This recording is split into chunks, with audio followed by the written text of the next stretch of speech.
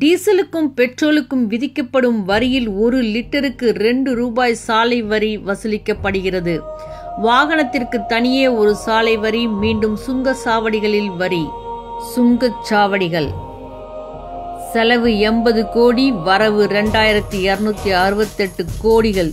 திரைமறைவில் அதிர்ச்சி அளிக்கும் உண்மை.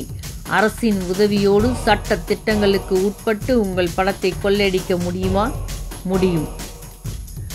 20 ஆண்டுகளுக்கு முன் சுமார் 80 கோடி செலவில் அமைக்கப்பட்ட 90 கிலோமீட்டர் சாலைக்கு சுங்க வரியாக கடந்த 10 ஆண்டுகளில் மட்டும் சுமார் 2268 கோடிகள் தனியாரால் வசூலிக்கப்பட்டுள்ளது.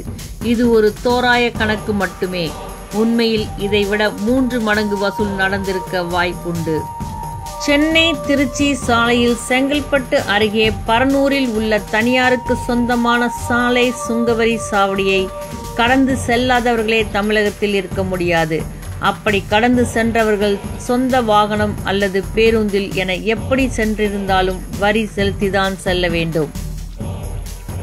ஒரு நாளைக்கு சுமார் 90,000 வாகனங்கள் இந்த சாவடியை கடக்கிறது. சிறிய வாகனத்திற்கு ரூபாய் 35, நடுத்தர சரக்கு வாகனத்திற்கு ரூபாய் 70, பேருந்து லாரி போன்றவற்றிற்கு ரூபாய் 110, கண்டெய்னர் போன்ற பெரிய சரக்கு வாகனத்திற்கு ரூபாய் 210 வசூலிக்கப்படுகிறது.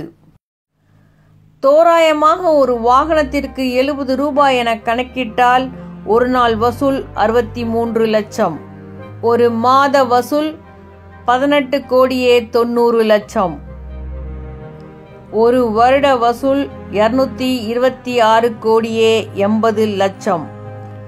வெறும் 80 கோடியை முதலீடு செய்துவிட்டு தனியார் நிறுவனம் கடந்த 10 வருடத்தில் வசூல் செய்த பணத்தை கணக்கிட்டாலே 2268 கோடிகள். ஒரு சாலையில் இவ்வளவு என்றால் இந்தியா முழுவதும் எத்தனை லட்சம் கோடிகள் கொள்ளை நடக்கிறது?